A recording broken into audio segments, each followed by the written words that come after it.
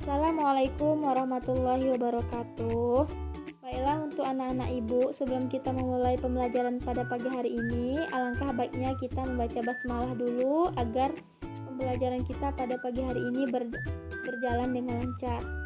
Bismillahirrahmanirrahim. Nah, materi kita pada pagi hari ini adalah tentang masa kejayaan Islam. Di situ nanti ibu akan menjelaskan tentang apa saja periodenya, siapakah tokohnya, dan apa saja peninggalannya. Untuk itu, sepanjang ibu menjelaskan materi nanti, ibu harapkan anak-anak ibu memperhatikan dan menyimaknya. Nah, ibu akan menjelaskan materi kita pada pagi hari ini, yaitu masa kejayaan Islam. Pada masa kejayaan Islam itu terdiri dari 3 periode. Pertama, periode klasik, periode pertengahan, dan periode modern. Periode klasik. Yang dimaksud dengan periode klasik adalah tahapan sejarah umat Islam yang dimulai sejak Rasulullah SAW menyampaikan seruannya sampai masa runtuhnya dinasti Abbasiyah pada tahun 656 Hijriah. Nah, perlu anak-anak ibu ketahui, puncak kejayaan umat Islam itu terjadi di masa Khalifah Abdurrahman dan Khalifah Harun ar-Rasyid. Pada masa itu hanya ada 2 negara superpower, yaitu Barat yang berkedudukan di Cordova dan Timur yang berkedudukan di Baghdad. Nah, keduanya itu sama-sama mempunyai pengetahuan yang tinggi. Nah, umat Islam pernah berjaya selama kurang lebih 7 abad. Nah, dari kejayaan tersebut menumbuhkan pusat-pusat keunggulan baik di bidang pendidikan, peribadatan, perekonomian, pertanian, kedokteran, dan lain-lain sebagainya. Selanjutnya, periode pertengahan. Yang dimaksud abad pertengahan ini ialah tahapan sejarah umat Islam yang diawali sejak tahun-tahun terakhir keruntuhannya Daulah Abbasiyah sampai timbulnya benih-benih kebangkitan atau pembaharuan Islam yang diperkira terjadi sekitar tahun 1800 Masehi. Periode pertengahan ini juga terbagi menjadi 2 bagian. Pertama, masa kemunduran dan masa 3 kerajaan besar. Nah, selanjutnya itu periode modern. Periode ini disebut juga periode pembaharuan karena merupakan di mana zaman kebangkitan dan kesadaran umat Islam terhadap kelemahan dirinya dan adanya untuk memperoleh kemajuan dalam berbagai bidang, terutama dalam bidang pengetahuan dan teknologi. Nah, itulah tadi penjelasan dari 3 periode. Nah, selanjutnya itu perkembangan Islam pada masa modern di bidang akidahnya. Inti dari pembaharuan bidang ini adalah kembalinya kepada Al-Quran dan Sunnah Nabi dalam melaksanakan ibadah, karena pada saat itu praktek ibadah yang dilakukan umat Islam banyak bercampur dengan ajaran-ajaran dari kebiasaan, tradisi, atau keyakinan seperti tahayul, bid'ah, dan khurafat. Nah, karena itulah para pembaharuan menyerukan pemurnian ajaran Islam itu dengan melaksanakan ibadah hanya bersumber dari Al-Quran dan Sunnah dan tidak lagi bercampur dengan kebiasaan lainnya atau tradisi lainnya. Nah, salah satu tokoh yang memperkenalkan Islam pada bidang akidah ini adalah Muhammad bin Abdul Wahhab. Beliaulah yang memperkenalkan Islam pada bidang akidah. Nah, pada bidang akidah, sekarang pada bidang ilmu pengetahuan. Ini terdapat dalam surah Al-Luqman.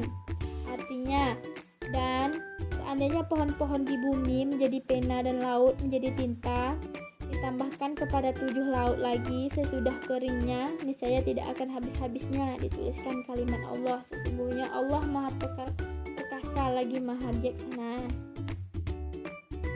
Adapun pengertian dari segi istilahnya yaitu berpikir secara sistematis, radikal, dan universal untuk mengetahui tentang hakikat segala sesuatu yang ada. Melakukan pembaharuan dengan cara melakukan perubahan kurikulum pendidikan dan memadukan pendidikan modern. Selanjutnya, perkembangan kebudayaan Islam di bidang arsitektur.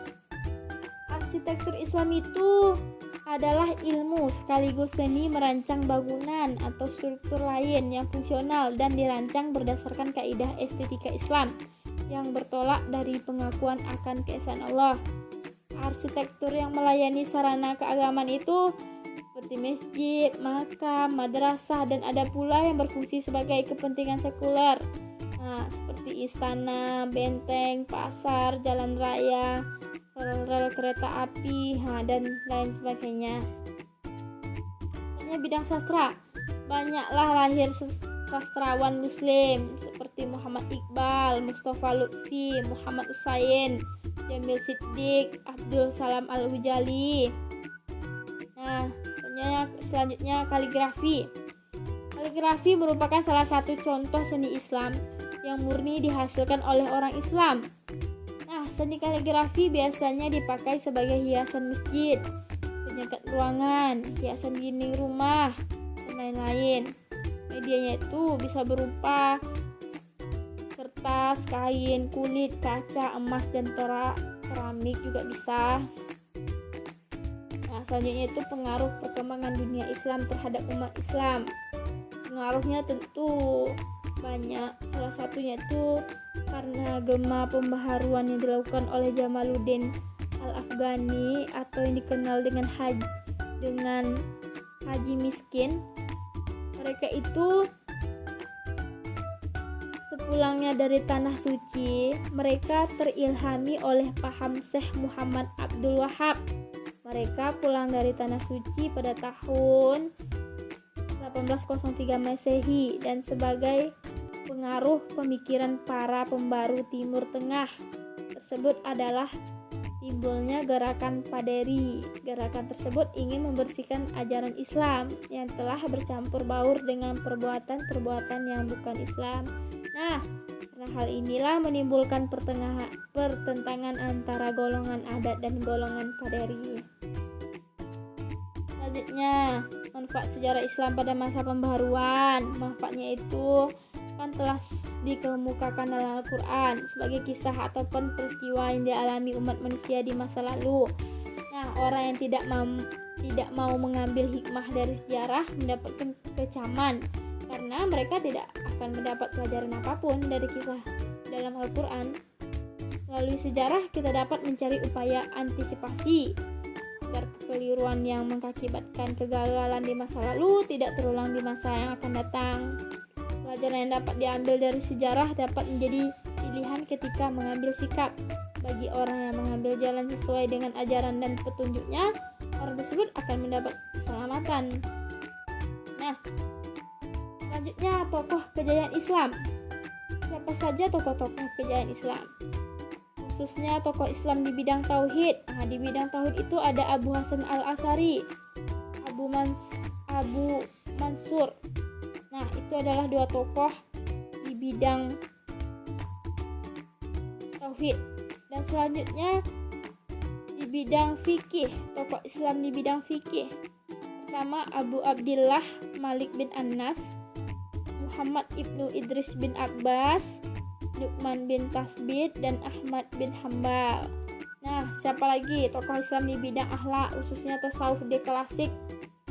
Itu Abu Abdillah Abdul Qadir Al-Jilani dan Abu Al-Muqis Al-Husain bin Muhammad Al-Baidawi. Nah, selanjutnya tokoh Islam di bidang akhlak tasawuf moderat ada Abu Al-Qasim Al-Junaid bin Muhammad Al-Kazzaz dan Abu Ismail Abdullah bin Muhammad Al-Ansari. Ada juga Al-Quraisi An-Nasburi. Ada Hamid Muhammad bin Muhammad Al-Ghazali. Nah, tokoh Islam di bidang ilmu pengetahuan. Nah, di sini anak-anak ibu pasti sudah tidak asing lagi tokoh-tokoh di bidang ilmu pengetahuan, karena secara umum anak-anak ibu pasti sudah tahu siapa saja tokoh-tokoh di bidang ilmu pengetahuan. Salah satunya ada Ibnu Sina. Nah, Ibnu Sina ini dikenal sebagai bapak ilmu kedokteran dunia. Di antara karyanya Ibnu Sina adalah Al-Qanun fit Tab. Itu adalah salah satu karyanya tentang dasar-dasar ilmu kedokteran. Dan yang kedua Al-Farabi. Al-Farabi ini dikenal sebagai guru dunia kedua di bidang ilmu filsafat yang menguasai 70 bahasa. Selanjutnya Abu Raihan Muhammad ibnu Ahmad Al-Biruni. Ada Jabir bin Hayyan, ada Muhammad bin Musa Al-Hawarizmi, ada Abu Al-Husain Ali ibnu Al-Husain Al-Mas'udi, ada Waliduddin Abdurrahman bin Muhammad bin Abi Bakar Muhammad bin Al-Hasan. Nah, itulah tadi tokoh-tokoh yang ada pada masa kejayaan Islam. Itu anak-anak ibu, bagi siapa yang belum paham dan kurang mengerti, silahkan tanyakan kepada ibu dan ibu akan menjelaskannya kepada anak-anak ibu sekalian. Waalaikumsalam warahmatullahi wabarakatuh.